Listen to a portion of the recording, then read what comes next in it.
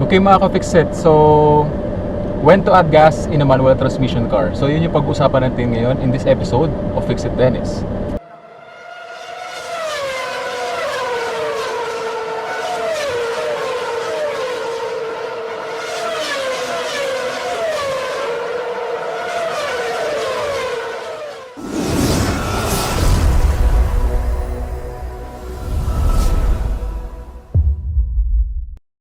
So kagaya na itinuturo ko sa inyo dati sa mga past episodes natin, yung gas before clutch method natin, yun yung gagawin natin ngayon. So nasa flat surface tayo mga ka-fixit. Okay? So bababa natin yung handbrake, then naka foot brake tayo just in case na medyo incline yung kalsada kung saan tayo naroroon, hindi atras or abante ang sasakyan natin ng kusa, no? So clutch all the way down. Lalagay ko yung ating transmission sa first gear, magbibigay ako ng gas up to 1,500 RPM, then ka-clutch ko to the biting point para umarangkada yung ating sasakyan.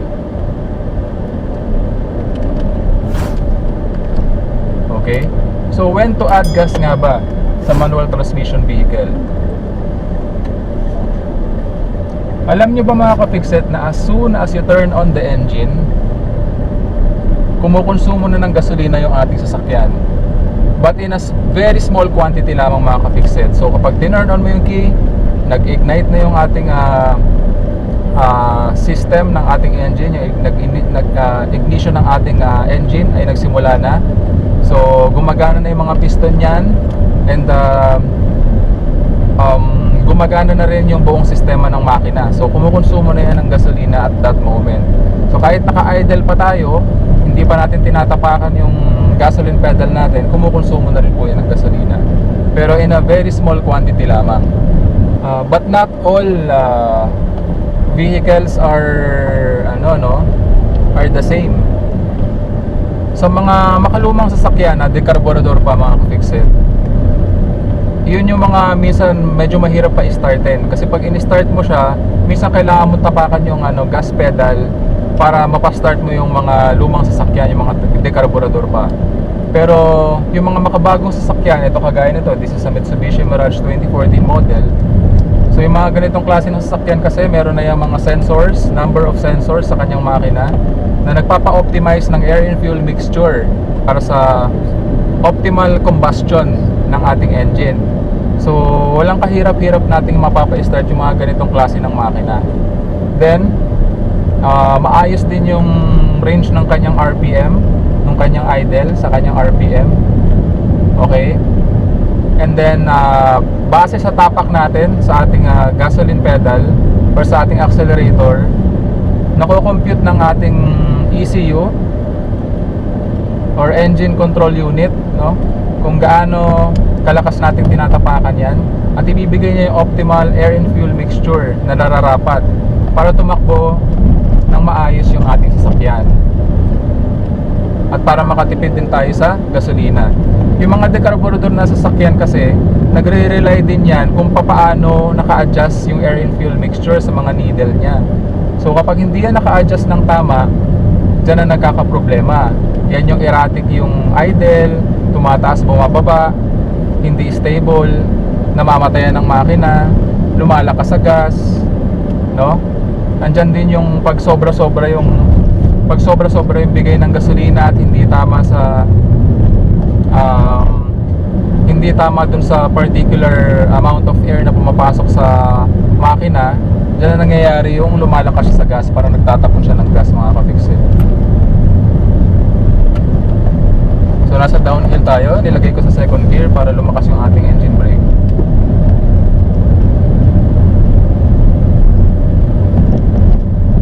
Okay? So when to add gas nga ba mga ka-fixit? Ito kagaya nito, sa nakikita niyo sa pagpapatakbo ko, nag-a-add na ako ng gas, pero gradual lang, no? Paunti-unti lang mga ka-fixit. Ito nasa incline na kalsada tayo, medyo uphill. Naka second gear ako, magbibigay ako ng gas up to 2,000 RPM. Nakabitaw na tayo sa clutch, no? Kasi may buwelo na tayo.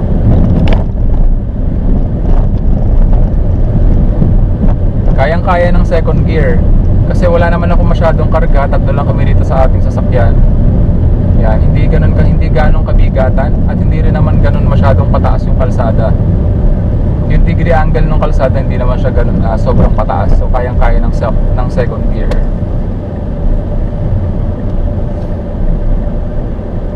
So lalabas na tayo sa highway ngayon. May stoplight. Dati walang stoplight dito, no? So ngayon meron na. So while waiting sa stoplight, dahil 74 yung counter, nag-handbrake ako at bibitawan ko yung ating foot brake. So sa mga ganitong pagkakataon, I'd like to leave my right hand on the handbrake para hindi ko makalimutan na naka-handbrake tayo. Kasi minsan, nawawala sa wisyo. So kapag ka nag-green na yung ating traffic light, napaparangkada ka or napaparangkada ako na naka-handbrake pa. So para hindi ko makalimutan na hawakan natin yung handbrake na yan. Nakasignal na rin ako to the left dahil babalik tayo sa General Trias, Cavite. Gagawin natin yung smooth acceleration from standstill, naka-handbrake tayo. A few moments later. So i-ready ko na. Baba natin yung handbrake. First gear. Gas, then clutch.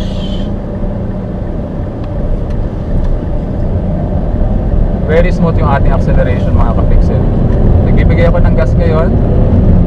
Binitawan ko yung gas. Then right after ko mag-change gear to second gear. No? So third gear na tayo. And nagbigay ulit ako ng gas. So kailan nga ba dapat mag-add ng gas no, kapag ka nag-change gear? Kapag nag-change gear ka, mga ka-pixel, right after when you change the gear. So from second gear to third gear, nag-change tayo. So habang hino-hold ko yung ating clutch sa biting point, okay, so nag-change tayo ng gear to a higher gear.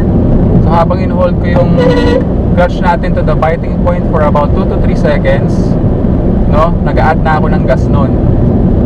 Mapapansin nyo rin yan kung tititigan ninyo yung ating rev counter, no, yung ating tachometer, na medyo gradual na tumataas yung ating RPM level. So ito, kagaya nito, from third gear, mag-change ako to fourth gear. Yan, nag-add na ako ng gas as we are holding the clutch to the biting point para mag-rev match yung ating engine at ang ating transmission for a smooth delivery ng power papunta sa ating wheels.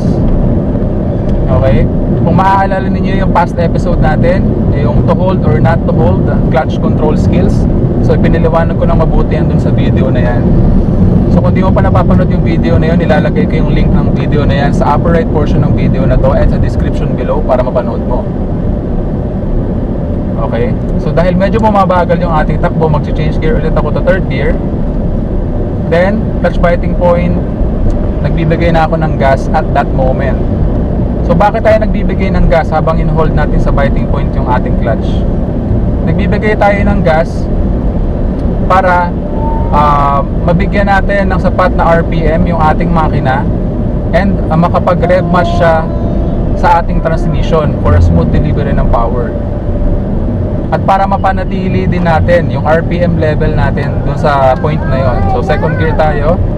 Kaya nagbigay na ulit ako ng gas habang in-hold natin sa biting point yung ating clutch. Okay? So sa mga hindi pa nakakaalam, mga ka-fixit, bakit nga ba natin hino-hold sa biting point yung ating clutch kapag ka nag-change gear tayo? No? Para po yon sa rev matching ng ating engine at ng ating transmission for a smooth delivery ng power.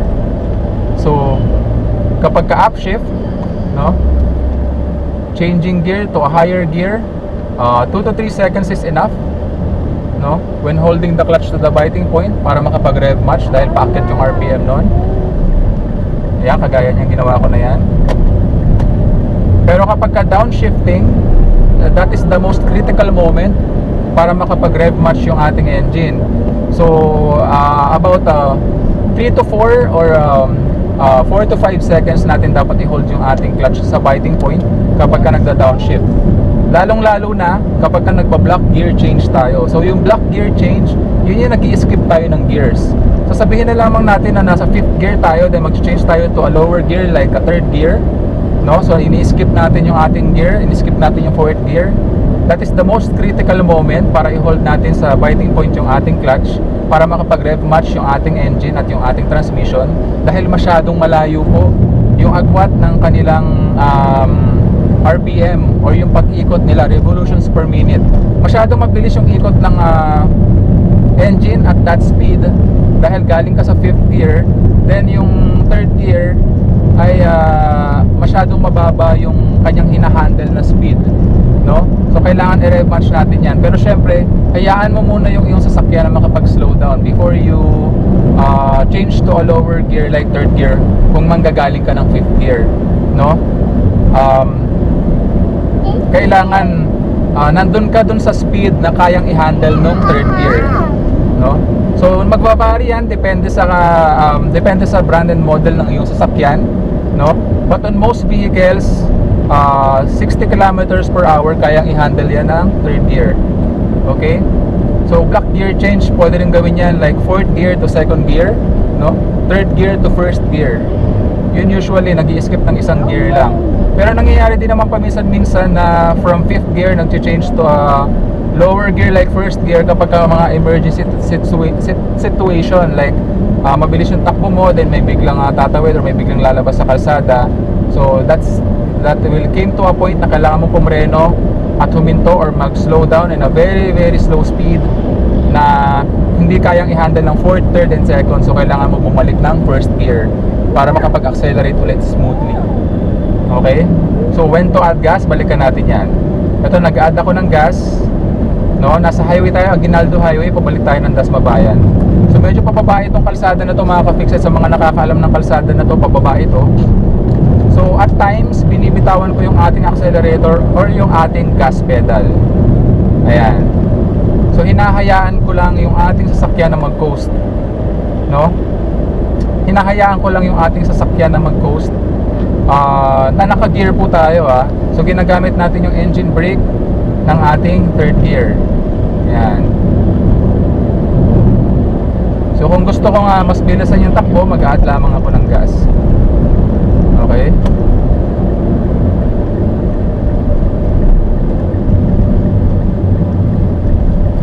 So block gear change tayo to 2nd gear. Naka-signal ako, magbibigay ulit ako ng gas. Ayan. Okay mga ka-fixit, mag-change gear ulit tayo from 3rd gear to 4th gear. Ayan, so nag-add na ako ng gas. So sa mga nagtatanong, I'm receiving this question a lot, no? Right after gawin natin yung to hold or not to hold na video episode natin. So kailan daw ako dapat mag-add ng gas or kailan daw sila dapat mag-add ng gas, mga ka-fixit. So tandaan nyo na right after yung ipasok yung gear, no, right after, pag halimbawa kagaya nung ginawa ko 3rd gear to 4th gear, pagpasok ko sa 4th gear, binigyan ko agad ng gas habang naka-release yung ating clutch sa biting point. So yun yung tamang time na mag-add ka ng gas or magbigay ka ulit ng gas. Kasi kapag ipapasok na natin yung gear, ipapasok na natin yung transmission doon sa particular gear na yun, syempre binibitawan natin yung gas. So bakit natin ginagawa yung pagbitaw sa gas? Para hindi na tumaas pa yung RPM, nandun ka lang sa limit ng RPM na kasalukuyang tinatakbo ng sasakyan, no? Kasi kapag nagbibigay ka pa rin ng gas habang nagpapalit ka ng gear, na masyadong tataas yung RPM level ng iyong sasakyan dahil hindi na nagagamit ng transmission yung RPM na yon. Then pagpasok mo nung gear na yon, pagpasok mo ng transmission dun sa gear kung saan ka pupunta, masyado na mataas yung RPM, no? So kaya binibitawan natin kapag nag-change gear tayo. So lagi yung tatandaan, right after nyo mag-change gear, pagpasok nyo dun sa particular gear na yon, mag-add na kayo ng gas habang inuhold din nyo sa biting point yung inyong clutch. Okay? So malinaw yan mga ka-fixit Yun yung tamang way ng pag-add ng gas kapag ka nag-change gear ka. So ginagawa lang yung usually yung hindi pagbitaw sa gas kapag ka nag-change gear, ginagawa yun ng mga karerista, no? Lalo na kapag ka mga drag racers, kasi pinapanatili nila yung kanilang RPM sa mataas na level, no? Pero wag nating gagawin yan when driving on a normal driving situation, lalong-lalo na sa ating mga sasakyan, kasi yung ating mga sasakyan hindi naman yan built for racing, no? Built yan for everyday driving use lang. So never do that, adding gas while changing gear, no? So after mo mag-change gear, pag nakapasok na yung gear, doon ka mag-add ng gas. So kagaya nito, maluwag yung kalsada, nag-add ako ng gas, pero at times binibitaw-bitawan ko rin siya. Ayan, para magamit din natin yung engine brake nung ating mga gears. Ito, naka 4th gear ako, ginagamit ko yung kanyang engine brake. So mini-maintain ko lang yung ating RPM level sa 2,000 RPM. Nakakatulong din yan mga ka-fixit para makatipid tayo sa gasolina. Okay, so hindi tuloy-tuloy yung pag-add natin ng gas.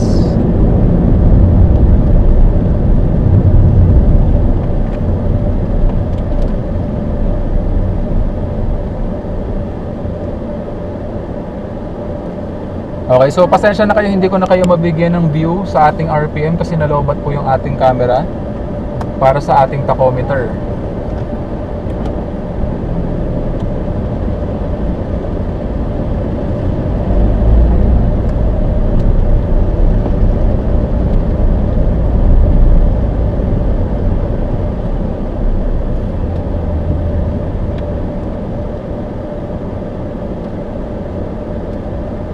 Okay mga ka-Fixit, so that's about it for this episode ng Fixit Dennis. I do hope na sana may natutunan kayo sa video episode natin ngayong araw. So kung di ka pa subscriber ng channel ko, please consider subscribing. Please like, leave a comment, and share my videos para makatulong din po sa iba.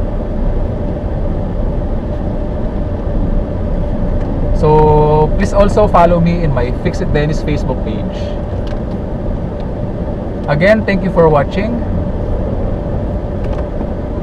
I'm Dennis of Fixit Dennis saying, hanggang sa muli, paalam!